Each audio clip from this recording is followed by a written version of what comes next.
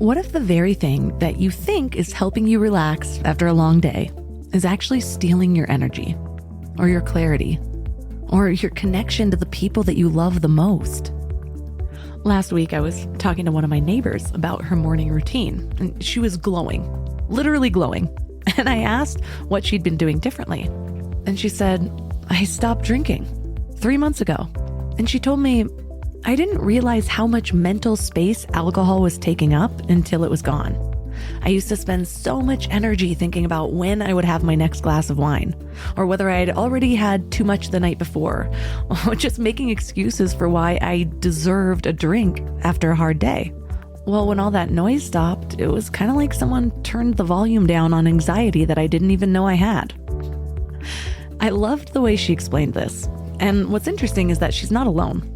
Something is shifting in our culture around alcohol. And the research is finally catching up to what millions of people are experiencing firsthand.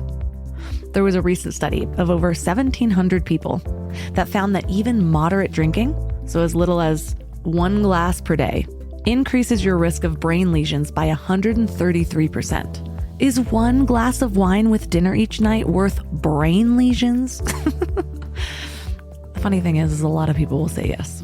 But here's what really gets me excited. The research on brain recovery is pretty phenomenal. When people stop drinking, their brains begin reversing damage in as little as 2 weeks. So we're talking about improved cognitive function, better sleep quality, what scientists are calling executive function restoration. So basically, your brain's ability to make decisions, control impulses, and focus dramatically improves. And that's what most people are complaining about every single day. Their excuse for why they don't have the life that they actually want. Meanwhile, an entire movement is happening that many people aren't even talking about. Gen Z is drinking 20% less than millennials did at the same age. So the non-alcoholic beverage market is projected to hit $25 billion by 2026. Sober bars are opening in major cities. Celebrity investors are backing alcohol-free social clubs. Well, what's driving this then? I think it's what my neighbor experienced and what I experienced. People are waking up to the fact that alcohol isn't actually delivering what it promises.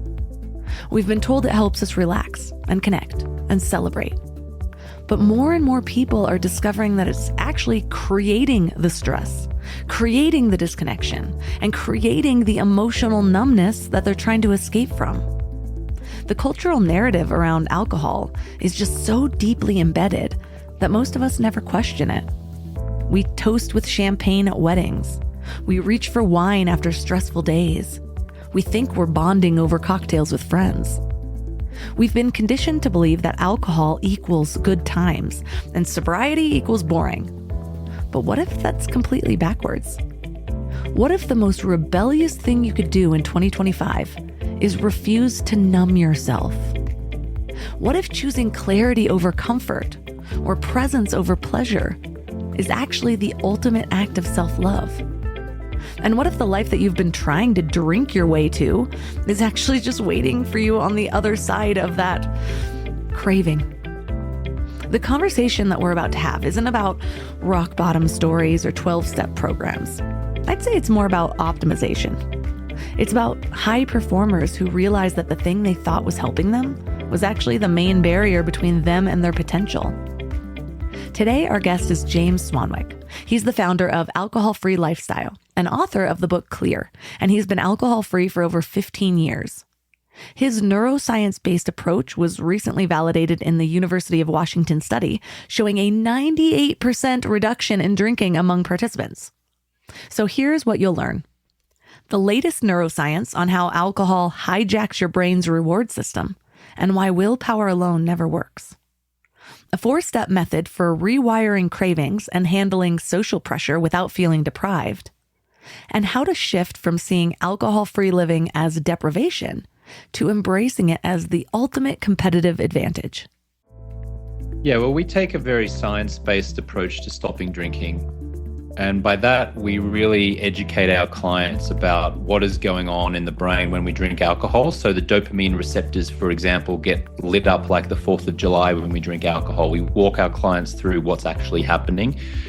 We show through neuroscientists, we bring in a lot of neuroscientists who come in and educate our clients around why we crave alcohol, what's going on in the dopamine receptors in the brain and the body when we drink alcohol, what happens in the first 7 to 10 days after we stop drinking alcohol. So we really articulate and educate the neuroscience of that. Turn up your frequency with Mind Love. Bite-sized brain hacks for seekers, dreamers, and doers. It's time to give your mind a little love with your host, Melissa Monti. I'm excited about this interview. My listeners know I gave up alcohol a while ago, but you have a slightly different spin on some of the benefits of giving up alcohol that I'm excited to dive into. So I'd love to know how you came to this. How did giving up alcohol become part of your life story? I was a socially acceptable drinker growing up in my native country of Australia, in that I would have 2 or 3 drinks almost every night of the week. I rarely got drunk. I didn't wake up in a ditch. I didn't get a DUI. I didn't have a rock bottom. But, I was consistently drinking 2 or 3 drinks a night from age 16 right up until age 35. And that's almost 2 decades. That's 20 years of drinking like that. Look, on occasion, I got drunk and drank heavier and binge drinked and things like that. But mostly over those almost 20 years, it was 2 or 3 drinks a night. I got to age 35 and I was in Austin, Texas. I was at that year's South by Southwest Festival. It was 2010. I had 2 Bombay Sapphire gin and tonics, went to bed, and when I woke up in the morning, I looked in the mirror and I just looked blah. I felt blah. And blah is, I was 30, 35 pounds overweight. I looked weathered. I was tired. I was irritable. I was envious of people, jealous. And I went next door to the hotel I was staying in, and there was an IHOP, an International House of Pancakes. And I sat there and I was like, what am I doing in an IHOP? And that was my rock bottom moment. It wasn't like, a terrible thing, waking up in jail or anything like that, but it was this mediocrity that I became acutely aware of. And so I committed to quitting drinking for what I thought might be 30 days. So far, it's been 15 years in accounting. And now I have a mission to support people have a better relationship with alcohol. I have an organization called Alcohol Free Lifestyle. We help people to quit drinking.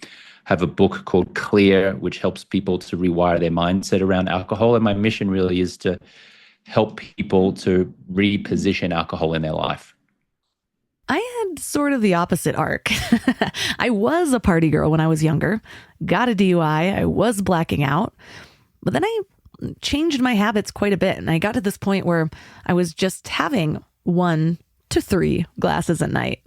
But that almost made it harder for me to see that it was a problem, because I could compare these 2 parts of my life and think, well, I'm not getting drunk anymore. It's so much better than it was before.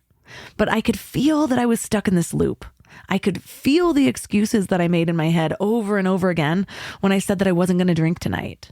But what you said about that mediocrity, I think that's so important, and it's not brought up enough, because people are comparing or thinking that it needs to be this rock bottom moment. Like, oh, I'm fine. I don't relate to these people in AA or whatever program they think of. And so tell me about how you understood that mediocrity and what you really see about it. Well, most of us think that if we have an alcohol problem, we're waking up in a ditch, getting arrested, getting DUIs, heading for a divorce, being aggressive, hostile, just out of control.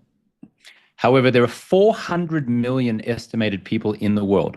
400 million people are estimated to have an alcohol use disorder. Now let that sink in, because only 80 million people have any other drug use disorder. So 400 million people as it relates to alcohol, which means they drink enough alcohol that it is compromising their life. That is 7% of the world's adult population. By adult population, I'm talking about over the age of 18. Now, what I'm trying to really highlight to people is that you don't have to have a rock bottom in order for alcohol to be severely compromising your life. I always call it's like death by 1,000 cuts. You don't see it maybe daily. You don't see it weekly. Maybe you start to see it monthly, but over a year, 2 years, years, and a decade, the cumulative damage that alcohol has caused starts to be very apparent.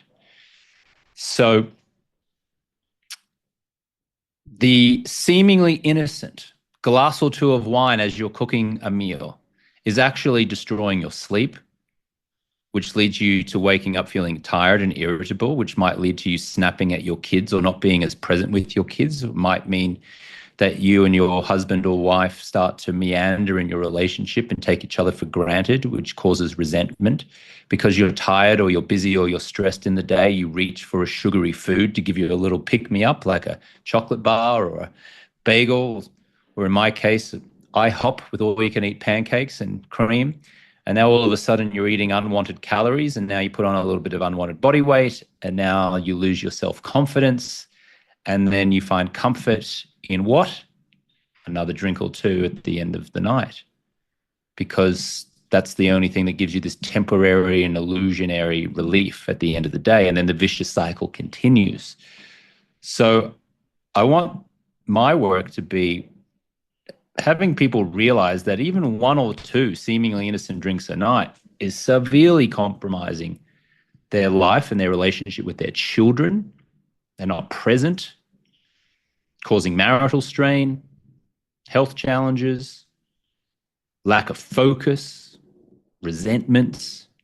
So it's not this alcoholic out of control who are the only ones susceptible to alcohol. It's everyone who chooses to drink attractively packaged poison. And that's what I call alcohol, attractively packaged poison. I'm wondering, because you talk about working with high performers. And for me, I think this is what makes just that stark of the fog of alcohol so apparent to me, because I have a lot that I want to do in this lifetime.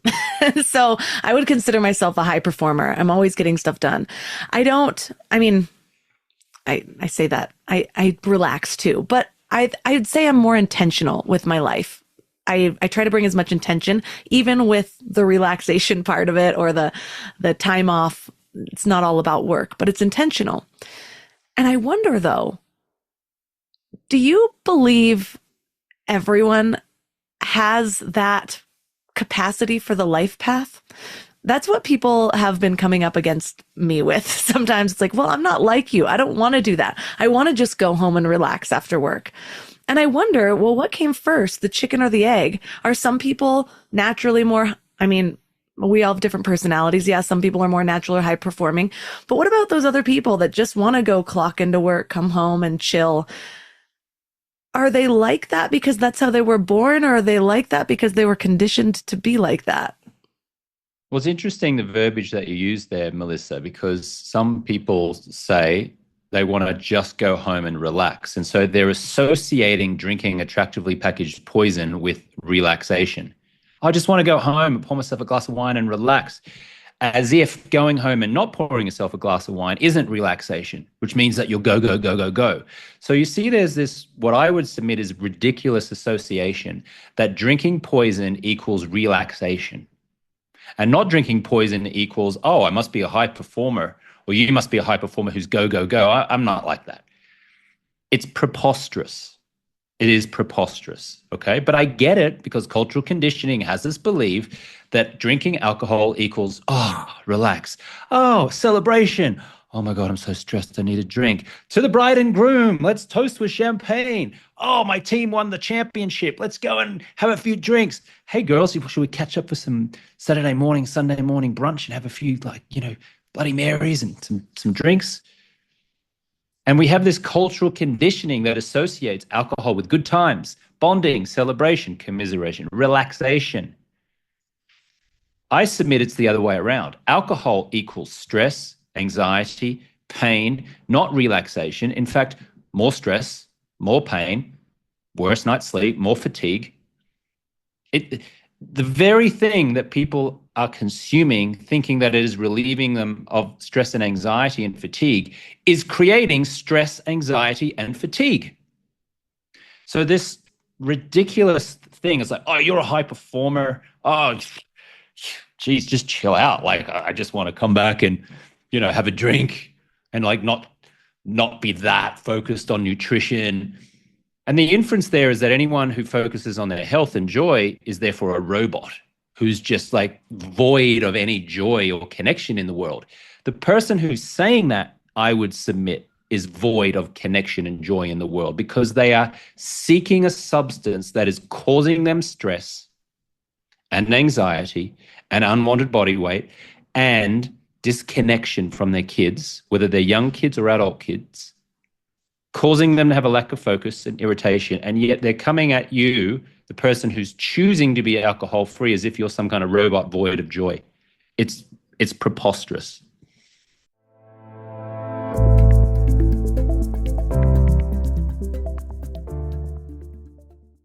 I actually just went to ironically, it's a hotel up here that's trying to cultivate a bigger wellness community. So they invited some of us wellness practitioners over to brainstorm ideas for a wellness day. Long story short, they kept asking us all if we wanted a glass of wine or anything, since we're sitting at the hotel. All of us said no, which I was really proud about. But then afterwards, I was one of the last to go. And I was like, I mean, if you had like a little can of cocktail or something like that, maybe I'd have a glass, but I just don't do alcohol anymore. And he's like, and he goes, oh, so there's no hope for you then.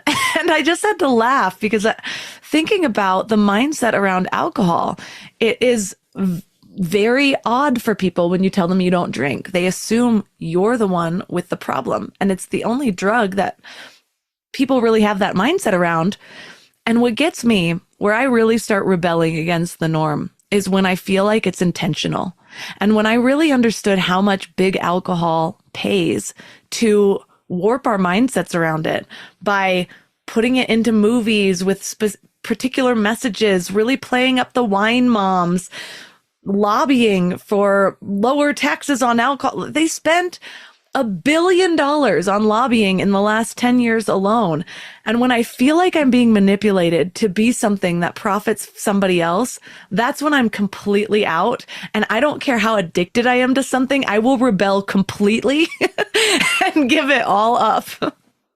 Yeah, that mindset is challenging to shift, but thankfully there is a tidal wave of change happening in the world now. And people are opening their eyes to the true consequences of alcohol. And so many more people now, and especially the younger generation, Generation Z, have drunk less than any previous generation. There's a lot of health and wellness education coming out there now. So people with increased education are now making healthier choices. And that mentality that you just referenced, this gentleman saying, oh, there's no hope for you now, thankfully is being extinguished. That has begun. That cultural shift has begun. We're still at the very, very beginning of it, but it's happening. And that gentleman who said that to you, I would submit it's very lazy thinking. It's very lazy mindset. And I think over the next 10 years, we're going to see that kind of mindset eradicated, thankfully, and a new, healthier generation come through with new, healthier culture. Having said that, big alcohol is hanging on. They're doing everything they can to keep us consuming this poison. I watched the Super Bowl advertising earlier this year, and they were fantastic ads, like funny celebrities. I saw the Coors ad and the Budweiser ads, and they're fantastic. High production value, funny, interesting, humorous. But ultimately, they're still selling a product that kills 7,000 people a day across the world. 7,000 people a day die from alcohol-related health challenges. Now, not from alcoholism, from alcohol-related health challenges, right? Alcohol is a carcinogenic. It's been linked to 7 different cancers now. And yet, George Clooney pushes his tequila brand. Ryan Reynolds pushes his gin brand. Dwayne "The Rock" Johnson pushes his tequila brand. I don't think history is going to be kind to these celebrities who are peddling poison. I get that right now in 2025, it's still culturally acceptable for these Hollywood celebs to have these big liquor brands. But I'm telling you, the way that we are now understanding the true consequences of alcohol, we're going to look back at alcohol with the same level of disdain we currently do cigarettes. Back in the 1950s, they were selling Camels and Winstons, and doctors were in lab coats saying, Camel cigarettes, the choice of doctors. We look back now and we go, what were we thinking? I'm telling you, that's going to happen with alcohol. We're going to look back in 20, 30 years and go, what were we thinking? You argue against the everything in moderation philosophy that a lot of people just kind of blindly accept. What do you think is the fundamental flaw in how we think about moderation with alcohol specifically? Well, there's two things there. Why are we even trying to do moderation? Like, what is it about alcohol that is having you bow down and worship at its altar? It's literally poison in a very attractive bottle. That's all it is. And yet it's like, oh, let's just do moderation. I'll just have one on a special occasion, as if drinking poison is worthy of being referred to as a special occasion. Do you see where the ridiculousness is there? It's this whole, oh, I'll just do moderation. I'll just cut back. Why? Why are you still clinging on to this thing? Deprivation is feeling like you really want to have a drink, but you can't. My work, which I outline in the book Clear, and there's a whole chapter on this, is that why do you feel that not drinking equals pain and suffering and deprivation, and drinking equals freedom and relief and joy? It's the other way around. The drinking is the pain and the deprivation of joy, and the not drinking is the freedom and the release of your natural state. So this whole moderation thing, why are you trying to moderate in the first place? Does it taste that good? Go back to when you were like 12, 13, 14 years old, however old you were, and the adult figure in your life, whether it was your mother or father or whoever was taking care of you, first let you have a sip of alcohol. Chances are you probably went, oh, that's disgusting, and you spat it out. So the natural taste of alcohol is pretty foul. You acquired the taste. And yet you'll hear this going, oh, geez, I just really want to drink. No, you don't. You just really want to feel different. And you can feel different 1 million different ways than drinking poison. So a lot of our clients, we have this 90-day stop drinking program, which is called Project 90. The University of Washington conducted a scientific study on this 90-day stop drinking process in 2023, and the results were a 98% reduction in drinking amongst the study participants. And many, if not most of those study participants, when we were interviewing them after the scientific study, said moderation is a myth. They actually have figured out that moderation is a myth. It's not for them.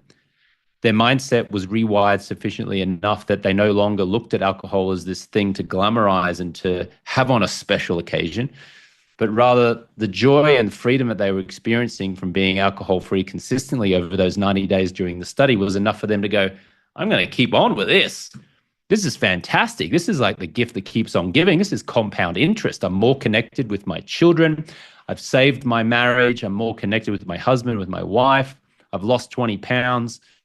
I sleep through the night as opposed to toss and turn. I wake up feeling energy and joy. That's the gift. So why are you trying to moderate? Like, why are you trying to compromise that feeling with moderation? Most of our clients tell us moderation is a myth. Yeah, I would agree. I felt like trying to moderate, looking back, felt like suffering. It was like I was trying to do something all the time. If moderation just naturally occurred, like I naturally had half a glass of wine and didn't crave more, then sure, but that's wild to think about considering that alcohol is actually an addictive substance. And so we all take it as personal flaws that, oh, I can't handle only moderating this. But no one would think that, like, oh, I can't handle just doing 2 lines of Coke every night. No one thinks about that. It's like, oh, well, of course, duh. But we're like, oh, no, it's a you thing if you can't handle that with alcohol. Yeah, that's right. I mean, it is. It's an addictive substance. You know, I was interviewed on a podcast recently with a gentleman named Ben Greenfield. He's very well known in the health space, and he's had a podcast now for 10 years, and he was arguing that 1 drink a day is actually good for the body, and we kind of debated it in a very friendly manner.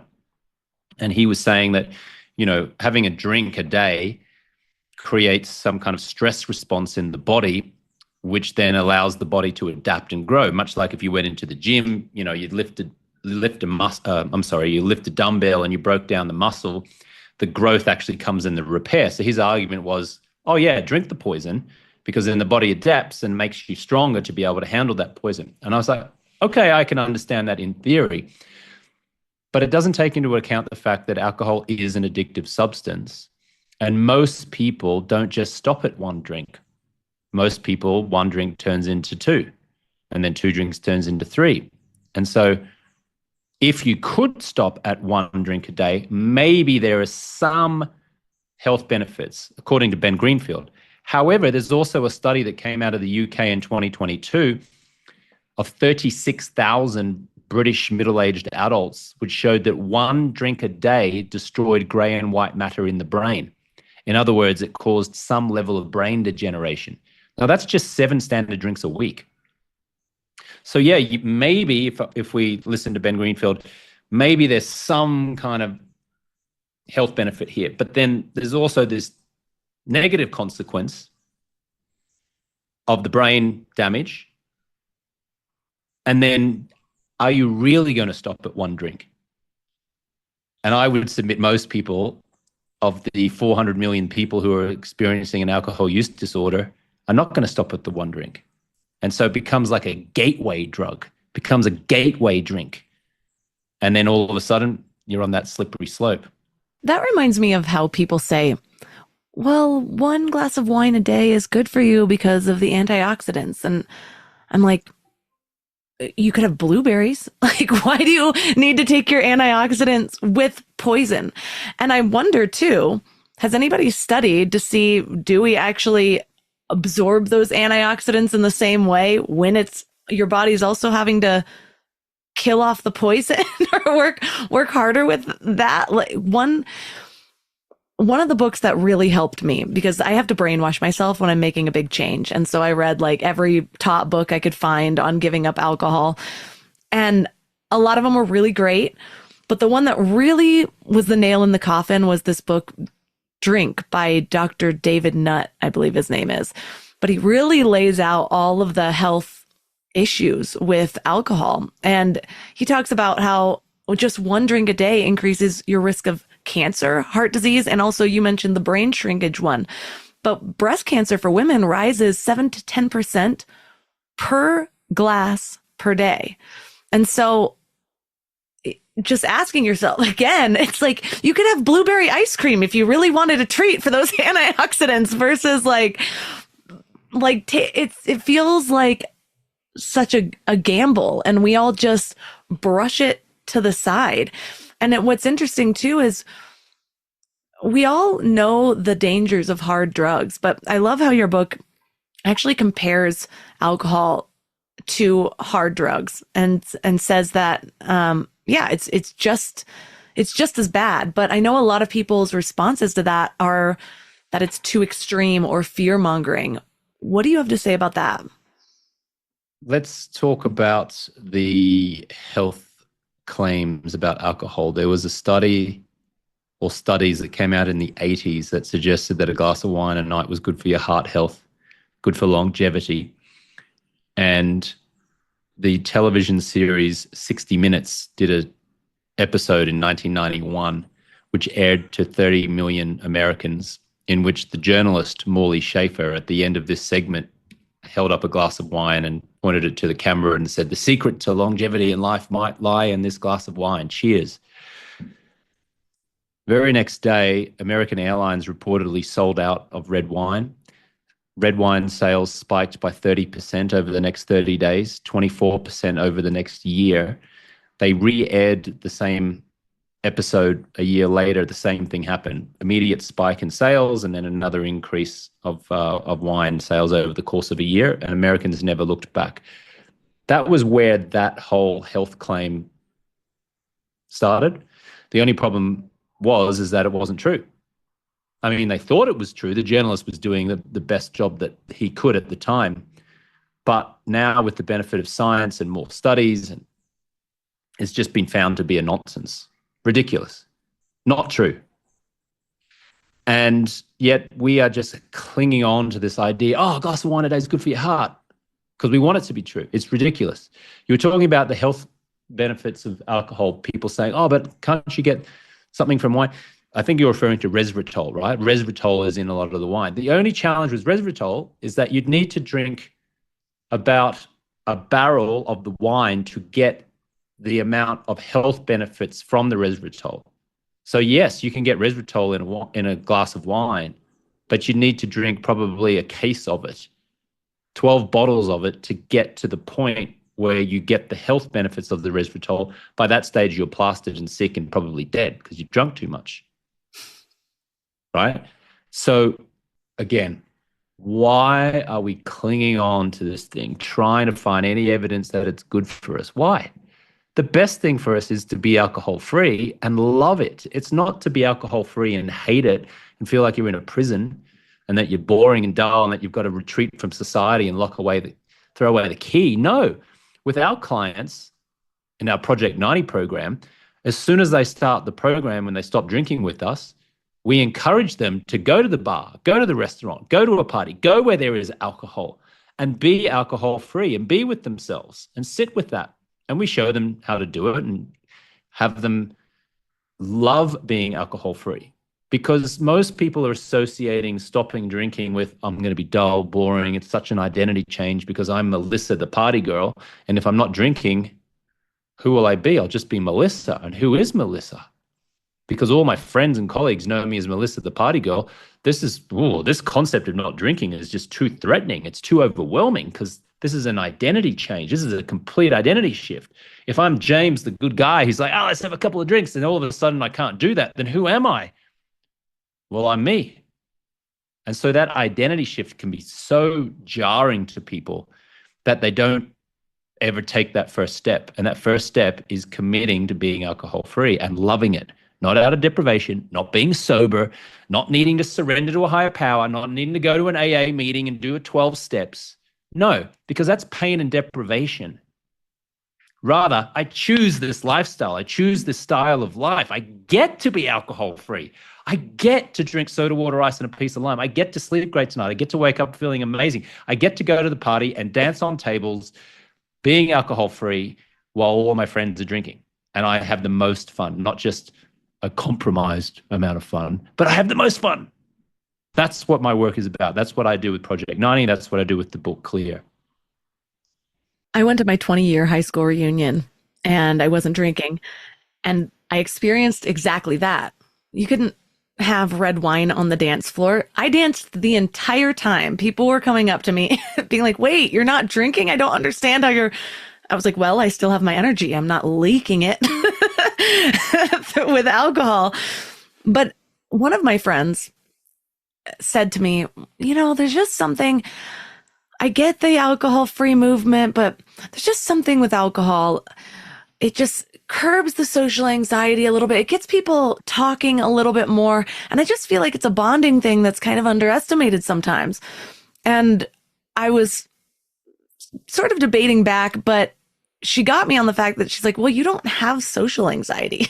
I'm like, yeah, I actually never really have had social anxiety, so I can't relate to that one. What do you have to say about that? Is the question, what do people who experience social anxiety do instead of drinking their poison? Yeah. She was just, she mentioned it in such a, her voice got fonder. There's just something about alcohol. It just sort of curbs the social anxiety. And like, there's been There's been times with my family where we've had better nights than we usually do because we have this bonding substance. Well, here's what I would say. You can have an even greater bonding experience with your family without the alcohol. You can have the most fun without the alcohol. You can relieve your social anxiety without the alcohol. It's just you're choosing not to. And so therefore you're relying on an external substance in order to give you some kind of temporary social relief. And the consequences of that are dire. And it's easy to just go, oh, just have a couple of drinks, just to relax, just to take the edge off. Okay, sure, do that. But just know, over weeks, months, years, decades, you're going to wake up, you'll be 30 pounds heavier than what you thought. Your adult children won't proactively phone you to catch up with mum or dad because you're not the best version of yourself. You haven't been present. You've been irritable and stressed and envious, and you've been seeking relief from your social anxiety in a poison that is a known carcinogenic. So the tough love version of this answer is you've got social anxiety, figure it out without drinking the poison. Now, that's another conversation. I have much empathy for, let's say, people who might describe themselves as being natural introverts. I've certainly become more introverted, I think, even despite myself being, a kind of a figure for the alcohol-free movement. I find myself at times feeling more introverted than extroverted. So I understand that. But unless you face that and unless you figure that part out, you're going to keep relying on this poison for good times with the family to relieve you of the social anxiety. And the consequences of that, like I said, are just going to be dire over many, many years. The beautiful thing is that when you overcome this mindset about alcohol and you start seeing being alcohol-free as the preferred style of life, as the preferred lifestyle, what invariably happens, and I know this because all of our clients tell us this and they've been telling me this over 10 years, is that social anxiety drops. A lot of the reason that we have the social anxiety is because of the consequences of drinking the attractively packaged poison. So if we can learn new skills and new ways to be with ourselves that don't involve drinking poison, then actually we become more socially confident in the first place. And now we can create family get-togethers which don't involve poison. For example, doing things in the mornings, going for morning hikes. So different to, let's have dinner, have a few drinks. Do you know how much connection you can create with a group of people going on a morning hike with a shared vision, a shared goal, a shared outcome, doing activities together? It's crazy, crazy. Human connection is everything. Stop relying on the poison for the human connection and just create human connection. Right.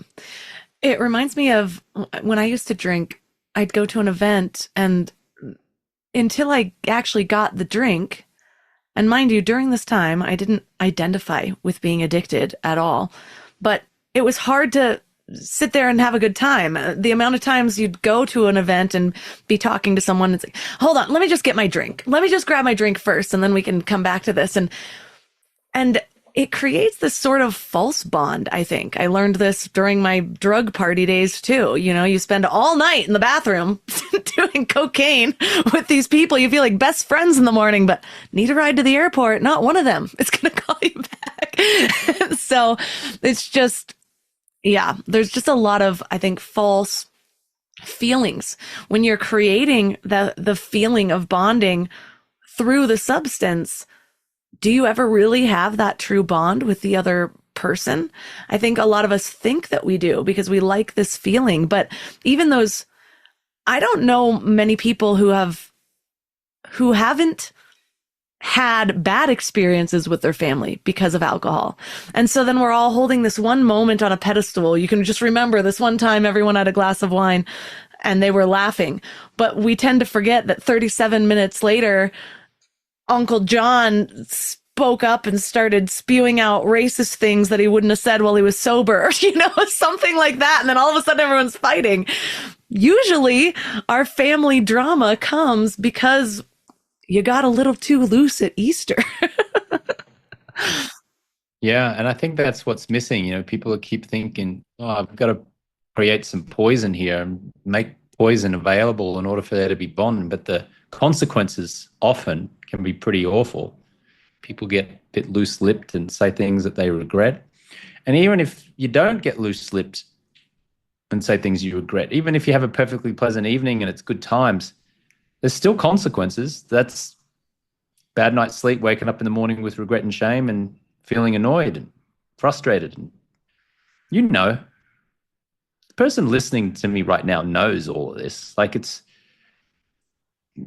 The listener is probably just fighting their own internal battle. Maybe you just haven't been given permission to explore what an alcohol-free lifestyle might look like, because the connotation is that if you don't drink, you must have a problem. You must be an alcoholic. There must be some real challenges going on. And alcohol is the only drug where you have to justify not consuming it. But let me give you permission, my dear listener, to explore what a life without alcohol might actually look like for you. I invite you to consider yourself as a pioneer. Be a pioneer, a leader. My association, we support leaders. And a leader is an executive, a business owner, an investor, a retiree, someone who leads people or their family. Maybe they're very articulate, well-educated, smart, successful financially in many cases, but they just haven't been able to beat this one thing, which is alcohol. And that's a source of frustration. But I can tell you, because I've seen it thousands of times now, anecdotally, that when those leaders, when those high achievers, like CEOs and executives and realtors and investors and those kind of high-performing people finally quit alcohol, it's not just that their business explodes or their career explodes and they generate more income. It's that now they get to be more present with their children. And I'm not talking like 2 and 3-year-olds, although it could be. I've got clients who are in their 50s who were estranged or disconnected from their late teen children, or their 20-somethings, or their son or their daughter got married and had a kid, and they've had this strained relationship and they never reach out to their parents anymore. And the parents stop drinking, and then suddenly the kids start reaching out to them more because they're clear, as the name of my book suggests. They're clear, they're focused, they're present, they're energetic. So only beautiful things can come from choosing this lifestyle. But let me give you the invitation. Consider yourself a pioneer and embrace this as a lifestyle, not as being sober, but as a style of life that you get to choose.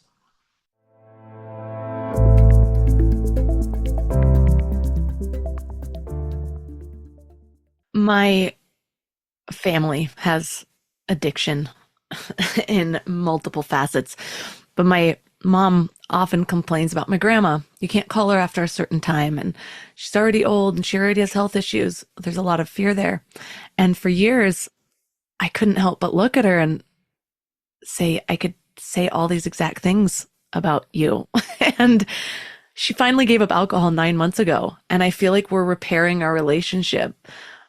It's just been so much different. So I 100% back what you just said.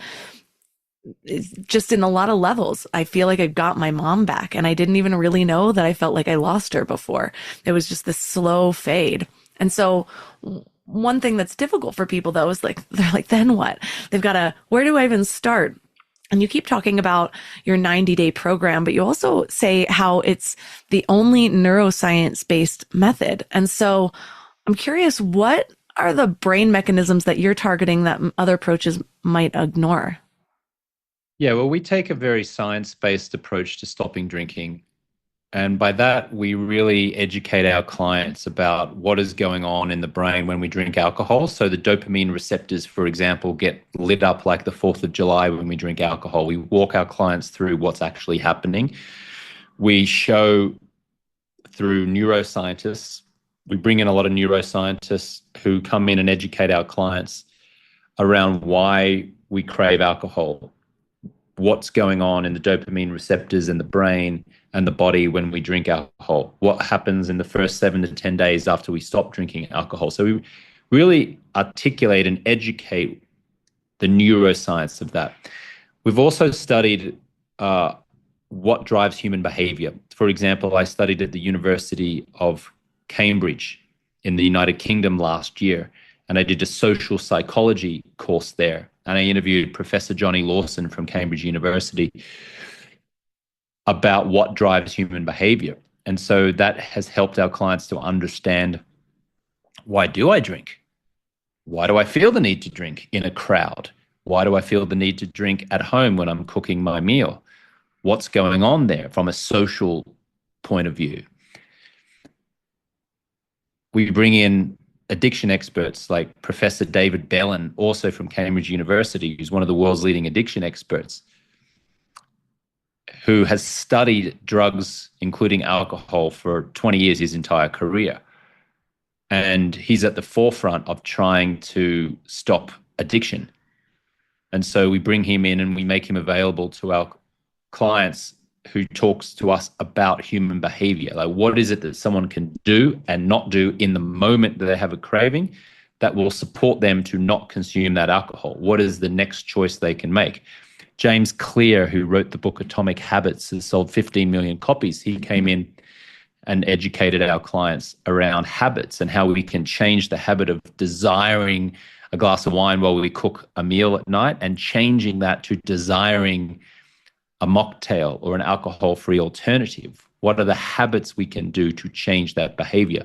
So when we talk about neuroscience, it's that type of education that we bring into our clients' minds. And what we've found is that leaders, high performers, such as a CEO, an executive, a business owner, an entrepreneur, a real estate investor, a doctor, a physician, a pilot, a retirees, well-educated people really value that neuroscience understanding, as opposed to going to, say, for example, an AA meeting where you must surrender to a higher power, be forced to say, my name's James and I'm an alcoholic, even though you are probably not an alcoholic, or have to sit next to someone who might be a 19-year-old meth addict who's holding up a gas station.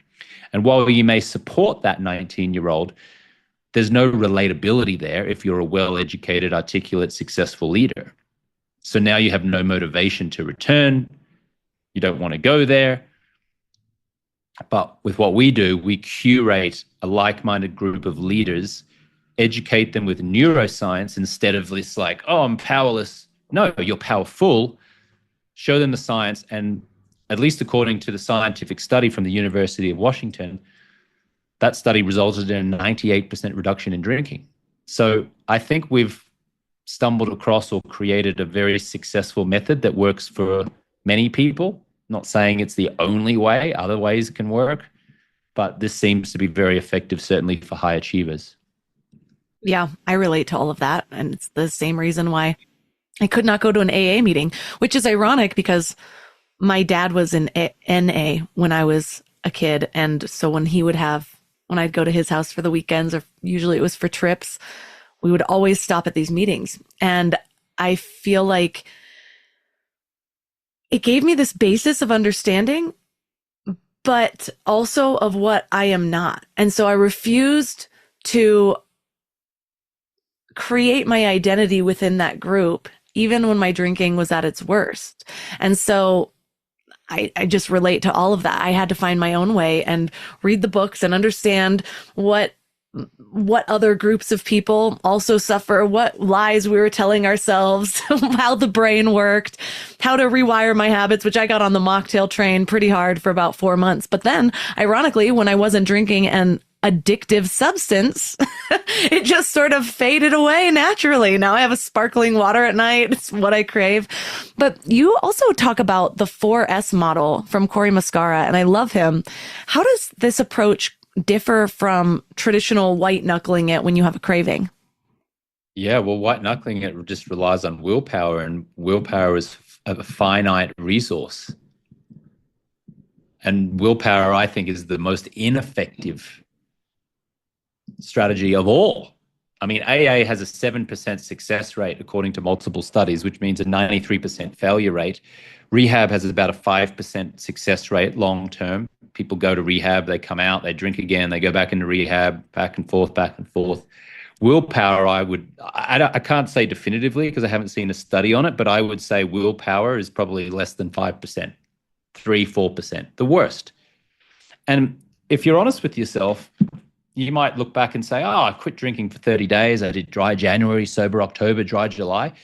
That's great. But what did you do on day 30? You celebrated with the drink. And then what happened? You returned to the same level of drinking that inspired you to do the 30-day challenge in the first place, right? So deprivation doesn't work. Willpower doesn't work. So you referenced Cory Muscara and the 4 S's.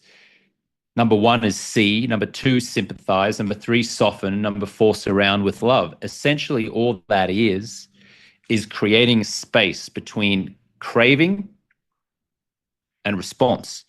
Most of us are craving and reaction. And craving and reaction is, I'm stressed, give me a drink. Or my wife said something to me, let me argue with her. Or my husband said something, I'm going to react and say, oh, sick of this. Why did you say that? Whereas response, and what Cory does in his 4 S's, you see the situation, you sympathize with the situation, you soften, you surround with love, you see this as a moment of meeting the craving with presence and seeing that it wants something that it doesn't have. You simply say, hey, craving, I see you. I'm here. That's the C. The sympathizing is about showing the craving that you understand its pain rather than getting more angry and frustrated at it. You might simply say, this seems really uncomfortable. It's not fun to feel like this. I know it's hard. The soften, the 3rd S, is when we're caught in that craving. We get involved in this pattern of tension and release. But we relax the body. We soften. We notice where we're tense. We take a deep breath. We invite our body to soften. We relax the jaw, the shoulder, and the belly. And then the 4th one is we surround ourselves with love. We imagine holding the craving in the space of our heart. You might even say, I love you. I'm here with you. I'm not going anywhere. All of that is just, those 4 S's can be said, can you be in the space between craving and response, as opposed to craving equals reaction? And the response might be half a second or 5 seconds or 10 seconds or 5 minutes.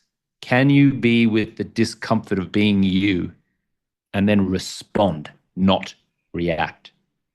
It was really helpful for me to actually understand what my brain is doing with all of the big changes I've made in my life.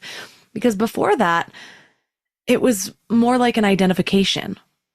It made me feel like something was wrong with me. Like, wow, why do I want another one when this person seems just fine? Is everyone else thinking about how many they've had already and how they're almost done with their second and they said they'd stop at 2? And like just this internal monologue. And so I thought something was wrong with me. When I started to understand neural pathways and just how it was interacting with dopamine, or why I suddenly felt like I needed something, what that process is, it helped me to have more compassion, because instead of something being wrong with me, I was just understanding, oh, my brain is just being a brain, or my body's just being a body. This is what naturally happens. And so you talk about how alcohol hijacks dopamine pathways. And so for someone who's never really thought about their brain chemistry, how would you explain what's actually happening when you crave a drink? When we drink, our dopamine receptors get lit up like the 4th of July, like fireworks. And the challenge is that we become addicted to those 4th of July fireworks. And so each day, at the end of the day, we want to drink to get fireworks. The challenge is when we do that over many days, weeks, months, years, and decades, the dopamine receptors become dulled. And so now we require more alcohol to be able to get to the same level of dopamine release that we first achieved when we first started drinking alcohol. And then the problem with that is that that continues to dull and numb the dopamine receptors. And so now we get stuck on this vicious cycle of chasing pleasure as opposed to experiencing fulfillment. And pleasure is big spike, joy, fireworks, celebration, crash. Big spike of pleasure. Oh, I've got the alcohol. My dopamine receptors are lighting up. Okay, this feels good. This feels good. This feels good. Crash. And we get stuck on this up, down cycle of chasing pleasure. I say get rid of pleasure and focus more on fulfillment. And I've been alcohol-free since 2010, and my fulfillment has just gone like a bell curve, like compounding interest. It just gets better and better and better over time. And the fulfillment is the slow release of, oh, I'm healthy. Oh, I'm feeling more connected with my children. Oh, I'm feeling good. I have a positive outlook. I don't hate the president or the economy. I'm actually kind of like positive about my country and my community and how my kids are and what I'm doing and how I'm showing up. I'm proud of myself for going through change. I'm proud of myself for making progress. That's fulfillment. That's fulfillment. But most of us are chasing pleasure. I just want to feel good in the moment. Okay, great. Crash. Oh, I just want to feel really, really good. Crash. And that's what the alcohol is. That's what is keeping us stuck, because we're trying to feed these dopamine receptors. Drinking alcohol also binds to GABA, right, which is very relaxing. GABA is what we actually need to sleep and think and to relax, but it's temporary. It's temporary. And the problem with drinking at nighttime is that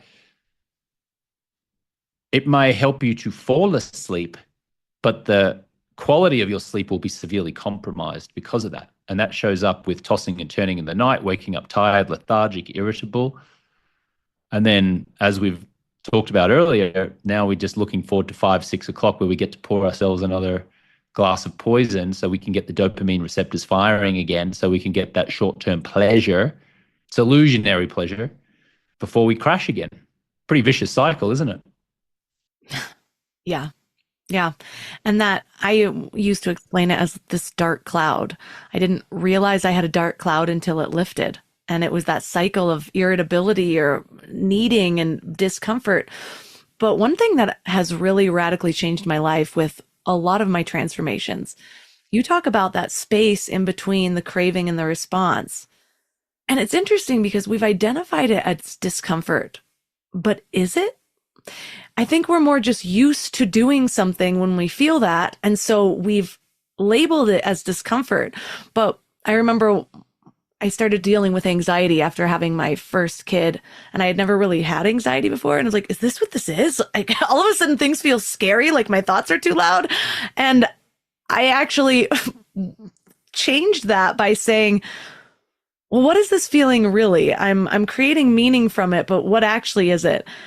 Isn't it ironic that when I was 22, I used to take a drug to feel this way, and I thought it was joy or bliss or excitement. Now, all of a sudden, it's like terror and discomfort.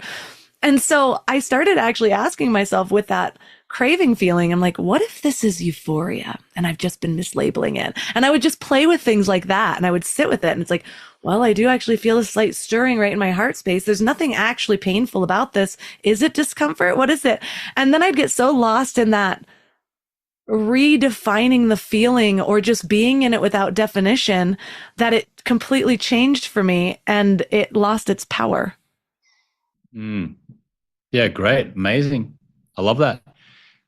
Maybe it's just we've had a habit. We've formed a habit over many years. It's not actually discomfort. It's just a habit. And the discomfort comes from realizing that we get to change the habit. Yeah. It's great self-awareness you have, Melissa.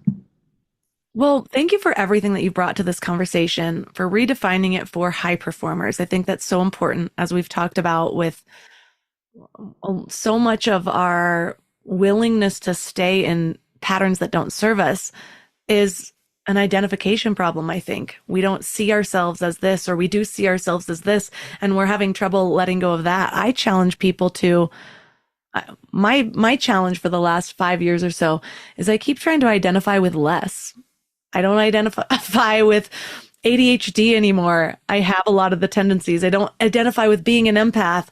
I can be really empathetic, and instead just asking ourselves, what are you experiencing right now, rather than who you are in this and in this relationship with whatever it is. And so for listeners that are really resonating, they want to learn more about your programs and read your book, where's the best place for them to connect? alcoholfreelifestyle.com will get you to our website, where you can have a look at our Project 90 program and some of our resources.